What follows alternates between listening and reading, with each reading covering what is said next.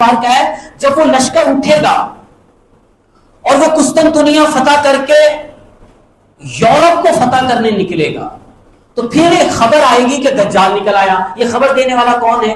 روایتوں سے پتہ چلتا ہے یہ شیطان کی آواز بھی ہوگی. شیطان اس میں چیخ کر کہے گا دجال نکلا ہے، حالانکہ نکلا نہیں ہوگا اس ٹائم. وہ یوں بھی کہا جا سکتا ہے اس حدیث کو کہ یہ افواہ اڑائی جائے گی کہ دجال آ گیا ہے. البتہ کچھ بھی افواہ ہو وہ بھی شیطان کی طرف سے ہوتی ہے، شیطان بول دے وہ بھی شیطانی کی طرف سے ہے. تو جب یہ ہوگا تو پھر وہ جو لشکر فتح کرتا جا رہا ہوگا جزیرہ عرب کو فتح کرے گا، اور پھر وہ فارس کو فتح کرے گا، پھر وہ قسطنطنیہ کو فتح کرے گا. تو پھر وہ لشکر جب یورپ کی طرف فتح کرنے کے لیے آگے بڑھے گا تو وہاں جب یہ خبر سنے گا کہ پیچھے تمہارے گھروں میں دجال داخل ہو گیا ہے تو وہ لشکر وہاں رکے گا، اور اس میں سے حدیث پاک میں آتا ہے اس لشکر میں سے 10 گھوڑ سوار شاہ سوار 10 گھوڑوں پر ایسے دلیرانہ مجاہد بیٹھے ہوں گے، ایسے لڑنے والے مسلمان ہوں گے. 10 ان کو لشکر نکالے گا الگ اور ان 10 سے کہے گا کہ جاؤ خبر لے کر آؤ کہ دجال کی جو خبر ہے یہ سچی ہے یا جھوٹی ہے.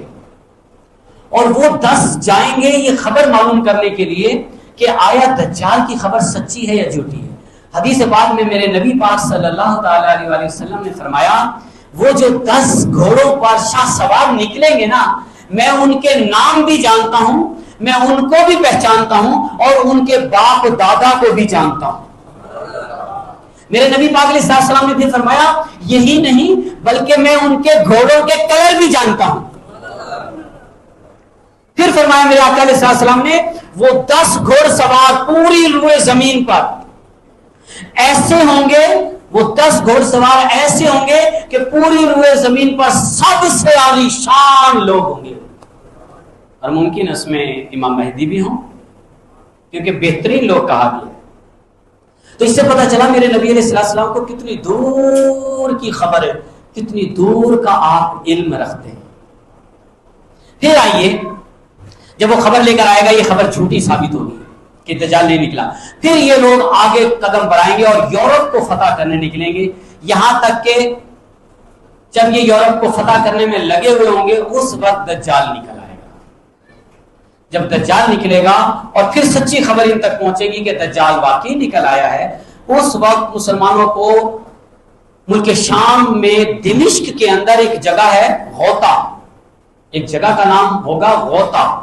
اس غوطہ کے مقام پر تمام لشکر کو جمع کیا جائے گا مسلمانوں اور ایک بہت عظیم الشان لشکر ہوگا. پھر جب دجال لڑنے کے لیے آئے گا اس لشکر سے، ظاہر بات ہے عیسائی بھی لڑیں گے، دجال بھی لڑے گا، سب طرف لڑائیاں ہو رہی ہوں گی، جنگ و جدال ہو رہا ہوگا. اس وقت مسلمانوں کو اکٹھا کر کے جو ہے کہا جائے گا ان سے لڑے. تو اس وقت دجال کے پریشر، اس کی طاقت اور اس کے لشکر فوج کو دیکھ کر یہ مسلمانوں میں سے 1/3 حصہ دجال سے خوف کھا کر مسلمانوں کا ساتھ چھوڑ جائے گا. حدیث پاک میں نبی پاک علیہ السلام نے فرمایا یہ زمین پر یہ 1/3 جو چھوڑ کر گیا ہوگا یہ زمین پر بدترین مسلمان ہوں گے، بدترین. یہاں تک فرمایا میرے آقا علیہ السلام نے اگر یہ توبہ بھی کریں گے نا 1/3 1/3 حصہ مسلمانوں کا ساتھ چھوڑنے والے یہ توبہ بھی کریں گے تو اللہ تعالیٰ ان کی توبہ کو قبول نہیں کرے.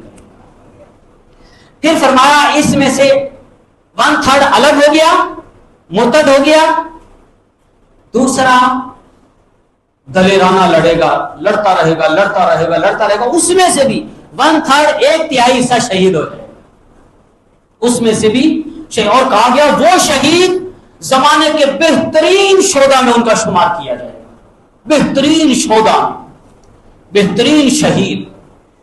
پھر جو بچیں گے 1/3 بچیں گے آخری میں، وہ پھر لڑنے کی طاقت نہیں رکھتے ہوں گے لیکن وہ بہترین مسلمان ہوں گے، بہترین مسلمان. ان میں لڑنے کی طاقت نہیں رہیں گی تو پھر وہ مکہ مدینے میں آ کے پناہ لے لیں گے. پھر آگے جو ہوگا وہ ایک پھر طویل گفتگو ہے، وہ پھر انشاءاللہ زندگی بخیر